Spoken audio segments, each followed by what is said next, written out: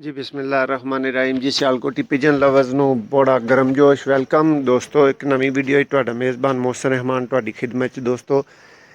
ਅਲੀ ਵਾਲੇ ਬਟੇਰੇ 35 ਵਾਲੇ ਦੋਸਤੋ ਕਬੂਤਰ ਲੈ ਕੇ ਤੁਹਾਡੀ ਖਿਦਮਤ 'ਚ ਹਾਜ਼ਰ ਹਾਂ ਦੋਸਤੋ। ਪੇਅਰ ਵੀ ਮਿਲ ਸਕਦੇ ਨੇ, ਸਾਰੇ ਇਕੱਠੇ ਵੀ ਖਰੀਦ ਸਕਦੇ ਹੋ। ਸਾਰੇ ਇਕੱਠੇ ਖਰੀਦਣੇ ਨੇ ਤੇ ਦੋਸਤੋ 700 ਪਰ ਦੇ ਉੱਤੇ ਤੁਹਾਨੂੰ ਇਹ 31 ਪਰਿੰਦੇ ਮਿਲ ਸਕਦੇ ਨੇ।